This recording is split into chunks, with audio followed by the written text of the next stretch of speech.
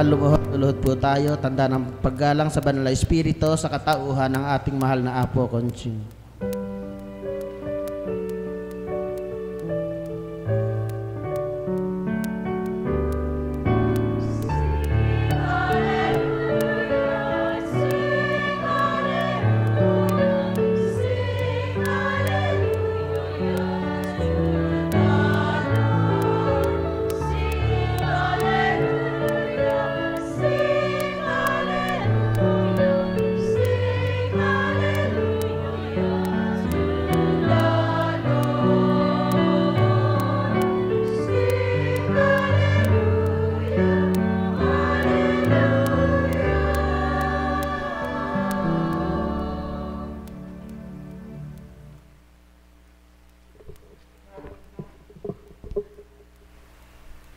Sumainyo ang kapayapaan kay buti ng Ama, kay dakila niya. Tunay ngang buhay na buhay siya. Sa pag-aaliw, walang ibang aaliw na tuwiran, maliban siyang taga-aliw ng sinuman. Tunay na kaaliwan at di panandalian lamang.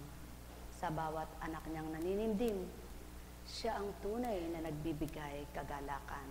Kaya't halina mga mahal, inyong tantuin ang kanyang mga aral, damhin nyo sa kalooban, at inyong pakalinin ang kanyang mga salitang banal. Doon sa inyong kaisipan ay magbulay-bulay, tuwiran niyang pakikita sa Diyos na walang hanggan. Ang may pandinig ay nakarinig.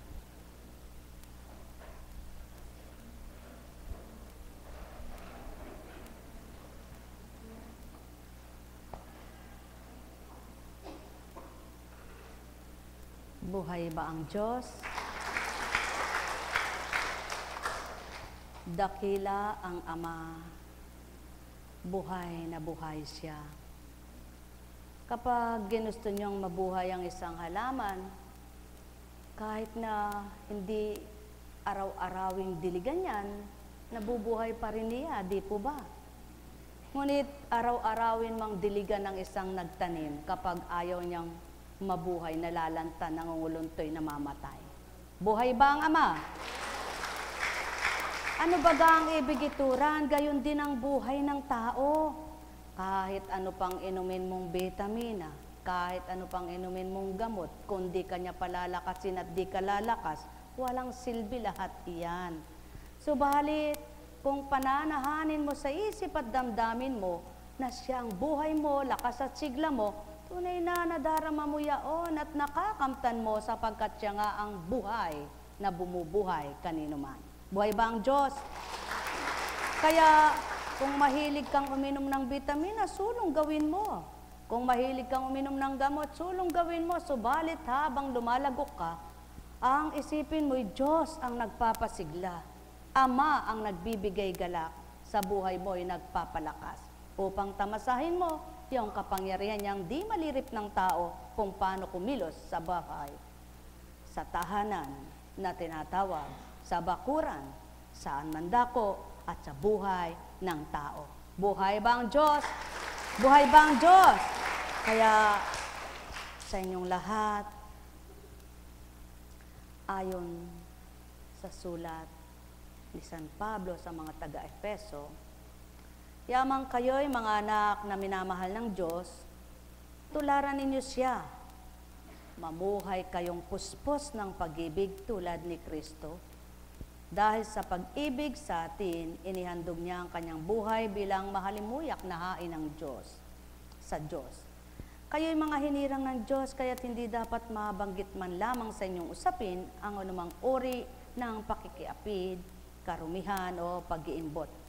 Gayon din ang anumang malaswa o walang kabuluhang usapan at pagbibirong di nararapat. Sa halip, magpasalamat kayo sa Diyos. Alam ninyo na walang bahagi sa kaharian ni Kristo at ng Diyos ang taong mapakiapid, mahalay o mapag-imbot, sapagkat ang pag-iimbot ay pagsamba sa Diyos-Diyosan. Huwag kayong padaya kanino man sa pamamagitan ng mga pangangatwirang walang kabuluhan, sapagkat dahil sa mga gawang iyon, ang Diyos ay napupuot sa mga suwail, kaya't huwag kayong makikisangkot sa kanila. Dati nasa kadiliman kayo, ngunit ngayon nasa liwanag na, sapagkat kayo'y sa Panginoon. Mamuhay kayo gaya ng nararapat sa mga taong naliwanagan, sapagkat ang ibinubunga ng pamumuhay sa liwanag ay pawang mabuti, matuwid at totoo. Pag-aralan ninyo kung ano ang kalugod-lugod sa Panginoon. Huwag kayong makikisama sa mga taong gumagawa ng mga bagay na walang ibubungang kabutihan, mga bagay na dulot ng kadiliman. Sa halip ay ilantad ninyo sila at ang kanilang mga gawa, sapagkat kahiya-hiya, mangbanggitin lamang ang mga bagay na ginagawa nila ng lihim. Ang lahat ng nalalantad ay naliliwanagan, at ang naliwanagan ay nagiging liwanag.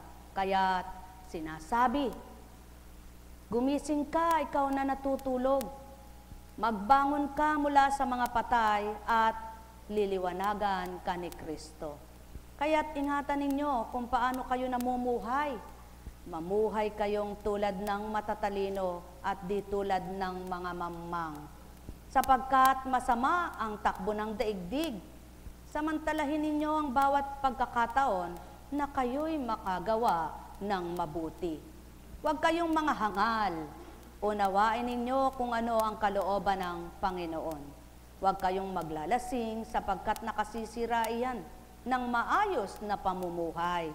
Sa halip ay sikapin ninyong mapuspos kayo ng Espiritu Santo. Sama-samang ipahayag ang inyong damdamin sa pamamagitan ng mga salmo, mga imno at mga awiting espiritual. Buong puso kayong umawit at magpuri sa Panginoon. Lagi kayong magpasalamat sa Diyos at Ama dahil sa lahat ng Panginoon, sa lahat ng bagay, sa pangalan ng ating Panginoong Heso Kristo, naganap ang kaligtasan. Buhay bang Ama? Sadyang ang kaibuti ng mga pahayag at pag-uulat ng Ama sa pamamagitan ng kanyang mga anak na ginamit at sa kapangyarihan ng kanyang Espiritu, ito'y nalalahad pawa sa mundo. Kaya't kung paano ito'y ginagamit at sinasambit ng tao, magagamit din ng katotohanan ng Diyos ang liwanag at buhay ng tao. Ang liwanag at buhay ng tao. Buhay ba ang Diyos? Kaya yamang ang tao ay nagsasabing, ako ay sumasamba sa Diyos, ako ay naliwanagan na, ipakita yung katotohanan ng pagsamba, ipakita yung taglay ay liwanag, upang kung papaano namuhay na sa liwanag, makita ng kapwa niyang totoo siya'y nasa liwanag. Sapagkat anumang uri na usapan na hindi nararapat sa pandinig ng Ama, ay di kalugod-lugod sa Kanya. Kaya't ang wika niya, tinalikdan nyo ang di dapat, hinarap nyo ang liwanag, ipakita nyong ganap na kayo ngay nasa akin, mga anak. Buhay ba ang Diyos? Mga minamahal, sadyang kaibuti ng Ama, lahat ng panukala niya ay tama. Lahat ng salita niya ay banal, nakababanal, at makabubuti kanino man. Lamang hindi lahat ng salita niya ay naisa sa buhay, natututunan na pag-aaralan, pinag-aaralan at natatandaan, ngunit kulang sa pagsasabuhay. Ang wika nga niya, yamang natutunan niyong aral ko sa buhay niyong ganap ito upang mabuhay sa inyo ang katagang mahiwaga ako. Buhay ba ang Diyos? Katotohanan, mga minamahal ko, ang may pandinig ay nakarinig. Alalaumbaga, mabuti at masama, pinagsama at pinaghalo-halo ng Ama sa lupa upang pasikatin niya ang araw sa mabuti at masama at pahipan niyang hangin at malanghap nilang hangin at masamyo nilang bango, mabuti man at masama. Subalit ang kaibahan lamang ng masama ay kapahamakan ang kakamtat sa sapitin, ngunit ang mabuti kaligtasan at gantimpalang mainam. Buhay ba ang Diyos? Buhay ba ang Ama? Tapat ba ang Diyos? Totoo ba siya? Kaya yamang totoo tapat siya. Ibaba mo'y kamay mo. Ayan. para hindi mo sunong-sunong at parang kay lumbay ng buhay mo. Buhay ba ang Diyos? Kapag ang tao ay masakit ang ulo, sabi niya, sakit ng ulo ko. Hindi naman niya sasabing, Diyos ko, sakit ng ulo ko. Buhay ba ang Diyos? Kaya, kung paano ang kamay mo'y naisasapo mo sa ulo mo, lagi mong tatandaan ang Diyos ang may sapo-sapo ka. Sapagkat kung wala siya, ay wala ka. At kung di sa Kanya, ay di buhay ka. Kaya't yamang ikay nasa Kanya, pakita mo sa Kanyang sumasayo siya. Buhay ba ang Diyos? Buhay ba ang Diyos? Mga minamahal, kay ganda ng habili ng Ama at patuloy na pagpapaalala sa mga anak niya. Lahat kaya namang nakikinig ng salita niya ay natututo nga sa Kanya. Nawa naman ang nangatututo't nakikinig na totoo ay mais sa buhay nga ang lubos ito. Ang may pandinig ay nakarinig. Buhay ba ang Diyos? Buhay ba ang Diyos? Tapat ba ang Diyos? Totoo ba ang Diyos? Kumusta na anak? Ang anak ng Diyos na anak mo. Ikaw mismo ang nakakakita. May pagbabago ba? Sapagkat ikaw ang ina, kilalang kilala mo siya, no? Kung siya'y umiiyak, kung siya'y naghahanap, kung nagugutom na. Ngunit mayroon pang masigit na nakakakita at nakakakilala sa Kanya. Yung kasama mong nagpapalaki sa Kanya. Buhay ba ang Diyos? Buhay ba ang Diyos? At siya ng pawang katotohanan. Kapag nasindak ka sa salita ng tao, kumisay talagang matitigatig, mababahala at mangangamba ka. Ngunit kapag pinagsikapan mo ang salita ng Amang pakinggan mo, lalakas ang loob mo, tatapang ang isip mo, titibay kang totoo dahil anak ka nga niya. Buhay ba ang Ama? Katulad halimbawa ay sinabi, wala na ekang pag-asa. Talaga ekang wala ng pag-asa. Sa tao'y walang pag-asa, sa Diyos umasa. Buhay ba ang Ama? Laging tatandaan ang walang pag-asa sa tao, may pag-asa sa Ama. Kaya't ang tao'y dapat sa tuwina sa Kanya umasa. At kapag siyang inasahan, tunay na may magagawa siya. Mahirap mang paniwalaan, mahirap man tanggapin sapagkat di pa nasisilayan ng katupar at kaganapan, puro salita pa lamang. Ngunit, sino nga magpapatotoo kapag walang naging ganap at totoo sa Kanya para ito ipatupad at maganap? Ang may pandinig ay nakarinig. Mahal na mahal ko kayo, tuwiran kong tinuturan, kaya nga't kung magkamisan. Halimbawa, naku eka, yung buko na yan eka ay walang laman. Eh hindi naman niya napasok ang loob. Sinabi lang niyang walang laman. Sanay na eka akong sumuri ng buko. Bihasang bihasa eka ako. Pag tinimtim ko eka yung buko, alam ko eka yung marami ang laman at kakaunti. Alam ko eka yung makapalang laman at kakaunti eka. Alam ko eka yung matubig at hindi. Inalog, matubig nga eka. Hula-hula, tama-tama. Subalit ang Ama kapag sinabi niya, iyan ay di na magkakalaman kailanman, hindi na magkakalaman. Kung ayaw niyang gawin na magkalaman. Subalit kapag sinabi man niya, iyan ay di na magkakalaman, subalit nang sabihin niyang hindi na magkakalaman, nagsumamo yung nagsabi, ay Ama yun na, makikiusap ako sa Kanya. Sa kabila man ng ako'y may kasalanan, sa kabila man ng ako'y nagkamali, siya pa rin ang magbibigay laman nito. Panginoon ko, Diyos ko, sidlan mo ng laman, kailangan ko. Tingnan mo kung sa pagsusumamo mo, hindi ka pakinggan kung tapat kang anak niya. Sapagkat kailangan mo yun, alam niyang kakainin mo yun, at yun ang pagkain mo. Buhay ba ang Ama? Sapagkat kung ano ang inaasahan at inaasam ng tao, siyang nagaganap sa kanila. Kaya nga't wika nga ay ganito, huwag kayong parang tulad ng alon sa dagat na painda-indayog ang inyong isipan na di ninyo alam ang tunay na ibig. Ang pabago-bago ng pananampalataya ay di nakakamta ng kanyang minimithi. Sapagkat parang alon sa dagat na pagpadpad sa dalampasigan ay sumasambulat. Kaya ang gusto ng Ama, panindigan mo araw-araw na may magagawa siya. Buhay ba ang Diyos? Buhay ba ang Diyos?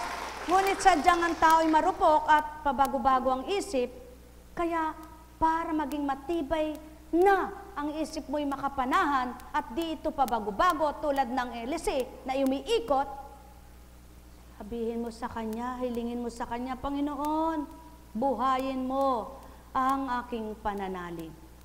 Buhayin mo ang aking pananampalataya. Buhayin mo ang aking pag-asa. Tigibin mo ako ng pagiging tapat bilang ako'y iyong anak na tinatawag. Buhay ba ang Diyos? Sa gayon, masasabi niyang, yamang ikay anak ko na totoong kumikilala sa akin, gawin mo nang sa akin at gagawin ko ang sayo. At yamang ikay anak nga niyang tagasunod at sumusunod sa kanya, ano baga ang dapat mong unahin, siya o ikaw na gustong masunod ang para sa iyo? Unahin mo muna siya at pagkatapos mong sundin siya, makikita mo kung paano naman ang ganti niya sa pagsunod mo bilang ikay anak na nagpapakatotoo sa kanya. Buhay ba ang Ama? Buhay ba ang Ama?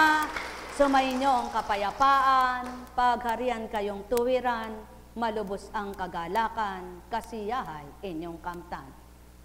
Halimbawa, may nagbenta ng sasakyan sa inyo. Hindi ka marunong tumingin ng makina.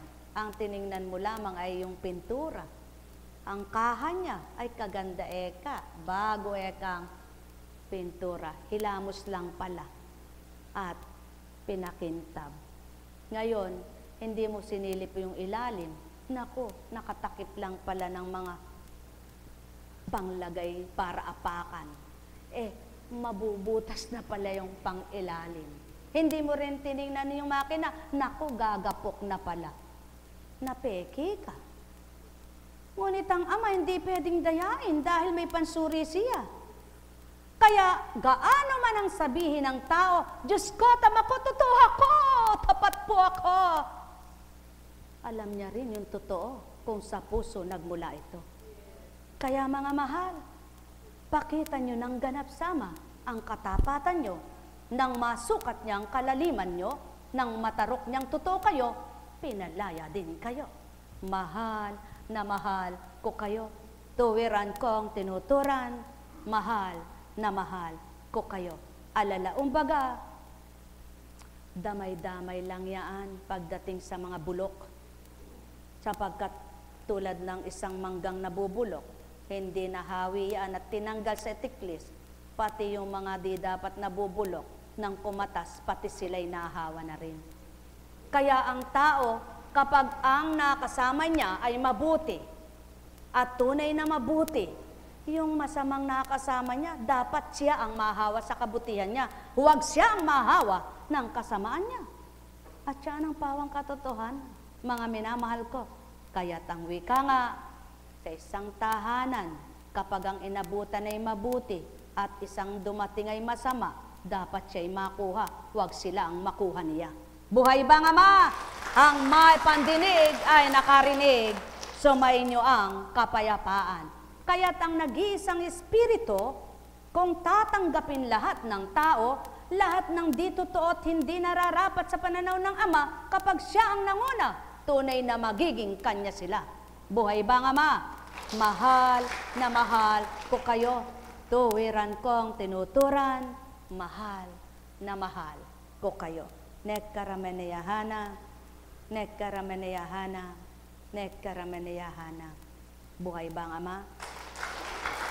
Kaya nga, kapag ikay ginagamit na pangungusap ng Ama ang iyong nilalahad, at siya ang nagdaratal sa iyo, walang oras na masasabi kang ganitong oras, tapos na ako. Sapagkat hindi mo alam kung paano niya tatapusin ang pangungusap niya at kung hanggang kailan ikay gagamitin niya. Kaya samantalahin mo habang ginagamit ka. Huwag kang palalamang sa hindi tama at laging sa kanya ka makinig at tumalima. Ang may pandinig ay nakarinig. Mahal na mahal ko kayo. Tuwiran kong tinuturan, mahal na mahal ko kayo. Nekkarameneyahana, nekkarameneyahana, nekkarameneyahana. Buhay ba ang Diyos? Naunawaan niyo po ba ang ibig sabihin ng Panginoon? Kaya Purihin, purihin, purihin ang Ama. Kapag siyang nagbalangkas, tunay ngang mabuti ang balangkas niya. Kapag siyang nagplano, tunay ngang mabuti ang plano niya. At sa lahat ng binalangkas niya at pinlano, walang makapagpapatibay at makapananauli ng sigla, kundi siya mismo. Kung ang mga nanlalamig ay siya'y tatanggapin, muli mag-aalab at sisigla ang damdamin nila. Ngunit hindi tao ang makapagpapaalab, makapagpapasigla, para muli sumiglat lumakas ang kanilang kagustuhan na maglingkod. Oras na ang Ama'y tinanggap mo, walang di mag-aalab at magsisiklab na pagmamahal sa puso mo. Kaya kailangan ay siya, hindi tao, na magpapaliwanag na mag-uulat sa iyong ulit-ulit ay sabihan ka. Tanggapin mo lamang siya. Kahit isang beses mo lang pinakinggan ang salita niya at tinimo mo sa puso't isip mo, sinisigurado niya, mababago ka. Subalit, ilang pong beses mo mang kausapin, kapwa mong nais mong baguhin, kung tao ka lamang na magpapabago, di mababago kailan paman. Kaya kayong lahat, sa Ama nyo ihain ang nais nyong baguhin at sa kanyang kaparaanan para magbago ang nilalang. Sapagkat kapag siya'y nadama at nakilala, walang di magbabagong buhay. Ang may pandinig ay nakarinig. Mahal na mahal ko kayo, tuwiran kong tinuturan, mahal na mahal ko kayo. Nekkarameneyahana, nekkarameneyahana, nekkarameneyahana. Kaya't yung mga totoong nakakadama, totoong ang puso nila ay nasa Ama, kapag mayroon silang gustong makamtan, tunay na ang sarili nila ay binubuo na lamang nilang isip at damdamin sa Kanya. Ayaw na nilang magulumihanan pat makarinig ng kung ano-ano pa, sapagkat ang gusto nilang mapakinggan ay ang salita niya. Ayaw na nilang masdan ng kung sino-sino pa.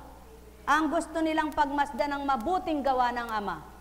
Ayaw na nilang tumungo diyan, tumungo doon kung ano-anong gagawin pa para maglibang, kundi ang nakapagpapalibang sa kanila ang kaaliwan ng Ama na binibigay sa puso nila, sapagkat siya ang kaaliwan noon, ngayon at kailanman. Subalit hindi niya sinabing huwag kang maglibang at di niya sinabing huwag kang mamasyal, kundi sa kabila ng kung saan ka, siya pa rin ang kamtin mo at siya manahan sa iyo. Ano man ang nakikita mo, nasisyan ka. Ano man ang ginagawa mo, nalalasap mo. Ano man kinakain mo, nananamnam mo. Ano man ang nasa iyo, maligaya ka tao. Ang may pandinig ay nakarinig. Mahal na mahal ko kayo, tuwiran kong tinuturan, yaon ang mga anak ng Ama na tunay nang nagnanasang mamuhay ng naayon sa Kanya. Ang may pandinig ay nakarinig. Buhay ba ang Ama? Buhay ba ang Ama? O, tingnan ninyo mga minamahal, kung yan ay sinipian, yan ang patotoo. Kapag nasa ng Ama na ito'y baybayin, nagsipi ka man kuntsing, ako pa rin at ako man din. Ngayon, ang may pandinig ay nakarinig. Buhay ba ang Ama? Buhay ba ang Ama? Buhay ba ang Ama? Sumainyo ang kapayapaan. Kaya nga, kung nais ninyo ang totoo at tama, maghari sa inyo ang Amang dakila. Nekkarameneyahanang, nekkarameneyahanang, nekkarameneyahanang. Buhay ba ang Diyos? Kapag nagtatala ng mensahe, kapag nagsasalita ng kaya nga, kaya't, di, minsan bilang taong parang nag-isip ka, ba't gayon, parang kulang? Ba't may kaya nga? Subalit, buksan nyo sa banal na aklat, gumagamit nga rin pala ng di, kaya nga't, kaya't. Sapagkat, yun ang patotoo. Salita ng Ama, siyang nagbabalangkas, nagbibigay kung anong nararapat nakatagat salita. Sapagkat ang lahat ng salita ay sa Kanya nagmumula.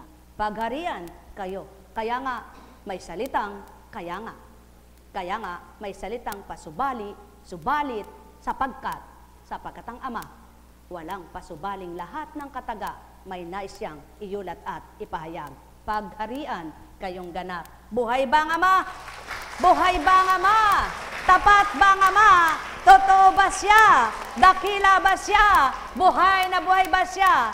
Mga mahal, kung bilang tao ka, sadyang kapag ang isip mo ay iba, masasabi mong, paano nga ba ito mangyayari? Napakahirap mangyari at napaka-imposibleng mangyari. Ngunit, magninilay ka ngayon. Sa dating buhay mo ba na lalabas ng bibig mo ang mga nilalabas na iyan? Kung ikaw mismong pinalalabas niya ang ganyang salita, ikaw pang nagtatalusir at di maniniwala, abay, huwad ka. Kaya lahat ng niluluwal sa inyong bibig, na mula sa Diyos na may pagkilala at kumikilala sa inyo, abay, mithin niyong maganap at nasahin niyong matupad. At huwag kayong manghihinawang, maghintay, magbata, hanggang ito'y inyong kabtan. Alam kong may, ayan, ginto-ginto na, magagawa ang Ama. Alam kong may magagawa ang Ama. Pagka winika niya, manahalik ka na. Bawat araw ako sa inyo'y naghihintay. Alam kong di ringgin kayo ng Ama. Alam kong di ringgin kayo ng Ama. Pagka winika niya, manahalik ka na. Bawat araw ako sa inyo'y may nakalaan. Mayroong magandang mangyayari sa inyo, aking mga minamahal.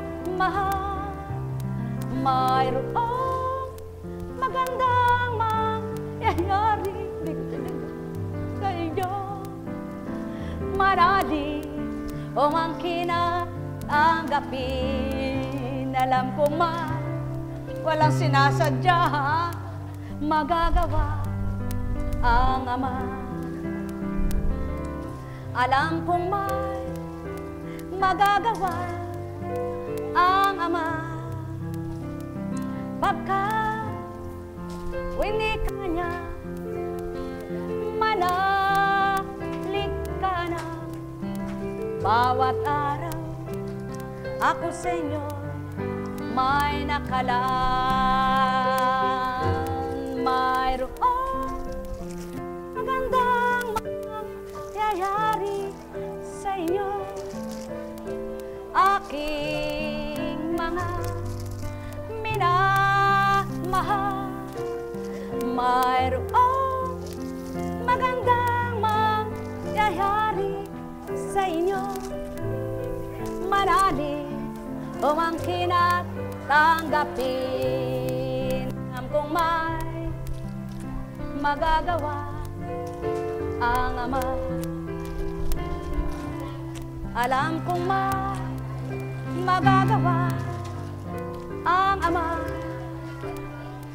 Pagka winika niya, manahalik ka na. Bawat araw ako sa inyo may nakalaan. Mayroong magandang mangyayari sa inyo, aking mga minamahal. Mayroong magandang mangyayari sa inyo, marali umangkin at tanggapin. Alam kong may magagawa ang Ama. Alam kong may magagawa ang Ama. Pagka winika niya, manalig ka na.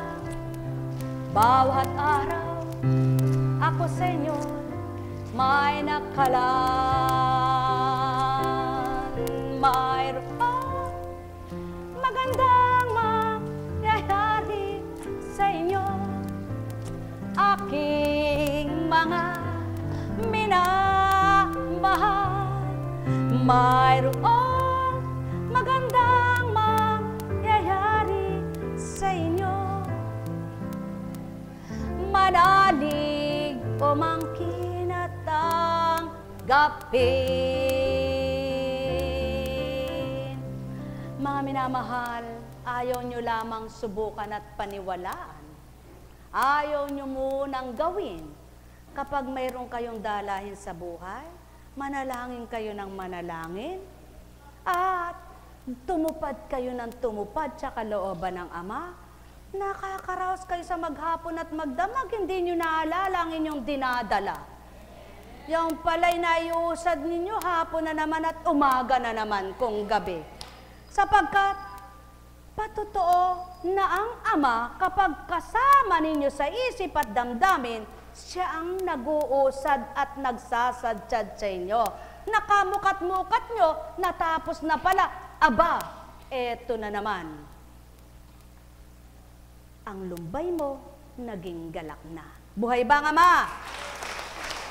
Subukan mo. Kaya nga sinabi niya, kapag nagtatanim ka, ininda mo yung pagyuko mo, ininda mo yung pagtusad mo, ininda mo yung pagtalsak mo, ininda mo yung... Sigurado damang-dama mo yung hirap. Ngunit ang sabi nga nila, kapag sila'y nakahilera at masaya, ano ba yun? Hirap gayahin eh. Makamasamid. Diba? Eh, sabi lang po niya eh.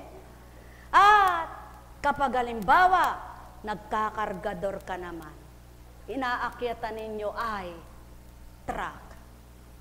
Pasan lang ng pasan. Karga, atsak, baksak, karga, patsak, karga, patsak. Ay, hindi nalalaman. Nakakailang bilang na pala nung sumahin ng taga-karga. Aba, ang dami mo palang napasana. Binilang, magkano yan? Bawat isang kaban-ekang bigas, bawat isang kaban-ekang trigo, bawat isang kaban-ekang palay. Ba? Oh, nang sukatin nila, ay kapandak mo lamang, bakit nakailan ka? Ganyan ang Ama, hindi sa sukat para makita na kaya niya ito, kaya niya iyon. Ngunit kapag nagdala, dahil sa hirap ng kanyang buhay, wala nang inasahan kundi yung kanyang gagawing iyon. Masaya niyang ginagawa at patuloy siyang gumagawa. Hindi niya namamalayan, aba, nababago takbo ng buhay. Ganyan lamang mga mahal ko. Ngunit halimbawa, tatamad-tamad at sinasabi niya, mabigat, mahirap, sigurado mabigat. Sigurado mahirap, sapagkat ayaw ng loob niya, ayaw ng isip niya, kaya pati katawan niya ayaw. Ngunit kapag gusto ng isip nyo, gusto ng puso nyo, pati katawan nyo may gusto. Buhay ba ang Diyos? Buhay ba ang Diyos? Buhay ba ang Diyos? Kaya masisira ang napakagaling na manggagamot, maging ang Ama sa taong ayaw ng gumaling. Buhay ba ang Ama? Na sumusuko na at gusto nang mamatay. Kahirap naman niyang buhayin at pagalingin, sapagkat sa isip lamang yaon, kaya gayon siyang nagpapakamatay. Ang wika ng Ama, lisanin ang masamang isip, buhayin ang mabuting pag-iisip, mabubuhay man din ang inyong gala.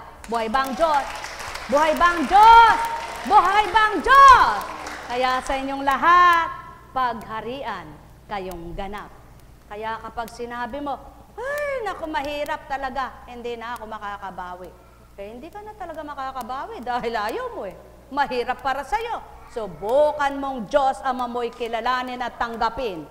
At sa isip mo't damdamin ay siya man din, tingnan mo kung di bawat araw ay kaya mo yan. Kaya't nang nakaya mo, dahil sa kanya, naisadsyad ka, di mo alam. Buhay bang Ama? Buhay bang Ama? Buhay bang Ama? Ganang pagkatao, walang talinong sambitin ito. Walang talinong ihayag sa inyo, kaya't kung may pagninilay kayo, aba sino nga bang paniniwalaan nyo? Ang isip nyong sarili o ang Diyos Amang magbibigay mabuting pag-iisip nyo? Ang may pandinig ay nakarinig. Sumainyong kapayapaan, pagharian kayo. Nekkarameneyahanam, nekkarameneyahanam, nekkarameneyahanam. Buhay ba ang Diyos? Tapat ba ang Diyos? Totoo po ba ang Diyos? Purihin, purihin, purihin ang Ama. Talagang sa bilang tao, mahirap pag iniisip mong maglingkod. Iniisip mo pa lang, mahirap na eh. Pero wag mong isipin. Sapagkat di ka naman maglilingkod kundi sa Diyos, di ba? Ngayon, kung totoong ang Diyos ang tinanggap mo at kinikilala mong Diyos, talagang bumuhay siya sa'yo, abay, ba't di mo susundin ang gusto niya? Sundin mo muna siya at kasunod ang para sa'yo. Buhay ba ang Ama? Buhay ba ang Ama? Buhay ba ang Ama? Kaya upang wag manimdim, Ama'y sundin, pagharian kayo. Alam kong may magagawa ang Ama. Unawain niyo ang salitang ito. Alam kong may magagawa ang Ama. Pagka winika niya, manalik ka na. Bawat araw, ako sa inyo'y may nakalaan. Ay, kaganda. Mayroong magandang mangyayari sa inyo. Aking mga minamahal, mayroong magandang mangyayari sa inyo. Manalig o mangkin at tanggapin. Napakagandang habilin. Manalig, angkinin at tanggapin. Manalig kang ikay gagaling. Angkinin mong ikay gagaling. Tanggapin mo nang ikay gumaling. Angkinin mong ikay makahuhulagpos sa hirap ng buhay. Panaligan mong ikay may nakahulagpos na. Angkinin mo nang tapos na at ikay nakasadsyad na. Yaon pala ang tunay na pananampalataya, hindi sa salita, kundi sa gawa. Pagpalain kayo. Buhay bang Ama? Buhay bang Ama? Buhay bang Ama? Kaya kapag ang nakausap mo ay di totoo ang pananampalataya, sinabi mo sa kanya, basta ako, matibay ako nananalig, aani ako. Eh, naku eka, paano kaya ka nga ani? Kapangit eka ng lupa mo. Kapangit eka ng mga pananim mo. Basta ako, aani ako. Matibay mong pinanindigan. Basta ako, aani ako. Sapagkat ang paniniwala ko at paniniwala ko, kayang paularin ang amang bunga ng halaman ko. Ay, naku eka, tingnan mo man eka, mas maganda ang ani ko kasi eka'y malinis ang aking palay, magaganda eka ang aking binhi, at tsagana eka sa tubig at saka sa pataba. O di ikaw ka ako, di bahala ka. E yan ang pananaw mo, di pananaw ko ito, di bahala ka. Eh sino bang magbibigay ng ani sa atin dalawa? Eh di ba ang Diyos natin? Eh si kampante. Eh, yun namang nagtitiwala. Diyos ko, sinabi man po niya yun. Tanging ikaw nakakalam sa akin buhay. Pananalig ko po sa iyo, totoo. Pakita mo po sa kanya, buhay kang sinasamba ko. Siya'y saganang-sagana sa palagay niya. Palagay niya'y saganang-sagana at kampante. Kayabang niya. Dumating ang tag-ani. Di niya alam. Di naman niya ginagalugad. Sa gitna pala'y may pugad ng daga. Buhay ba ang Ama? Buhay ba ang Ama? Mga mahal, ganyang kumilos ang Ama sa kayabangan, sa mayayabang. hindi alam, madali lamang maggawa ng paraan ng Ama. Marami siyang kaparaanan. Maaring bakal nangangalawang, maaring bungay inuuod, maaring lupa ay nginangat-ngat at lumulubog sa baha. Maari pa rin maraming maninira, suso, daga, hayop at iba pa. Ngunit ang Ama, ang nais niya'y magtiwala ka sa Kanya. Buhay bang Ama? Buhay bang Ama? Ang may pandinig ay nakarinig. Kampanting-kampante. Kaganda ka ng mga negosyo ko. Kaganda ka ng pasimula ko. Kaganda ka, puro maganda. Kung si Solomon nga, librang ginto, tunet-tunilada, meron pa ba ngayon?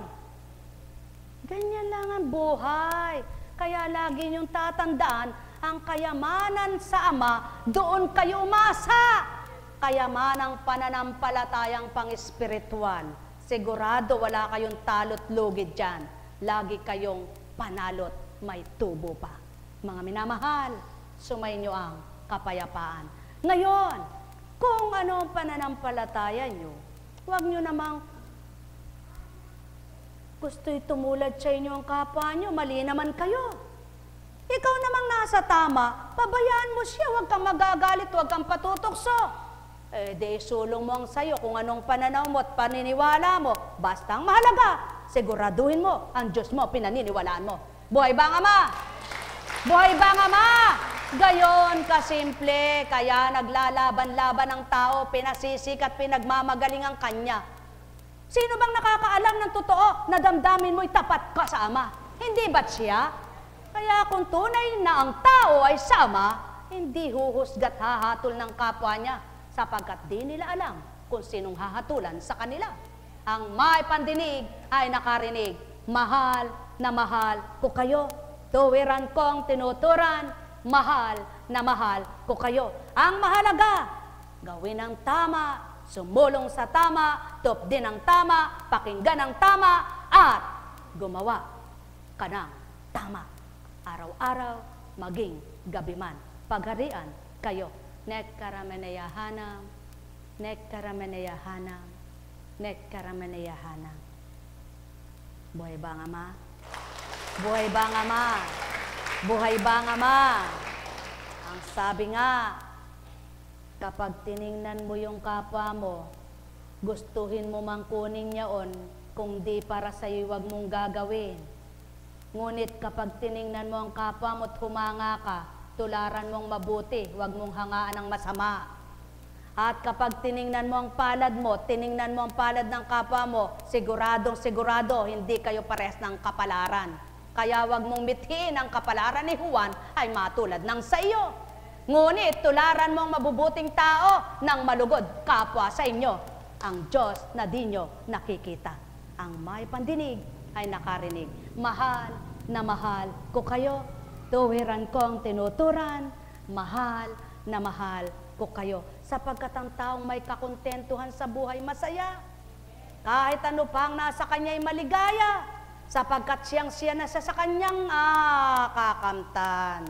Sapagkat maligaya, bibig niyang ngumunguya, kumakain na nakabubuka pa. Kaysa marami kang nakikita, sabi ng bibig mo, dahil di na makabuka. Buhay ba ang Diyos? Buhay ba ang Diyos? Ang may pandinig ay nakarinig, sumainyo ang kapayapaan. Nekkarameneyahanam, nekkarameneyahanam, nekkarameneyahanam.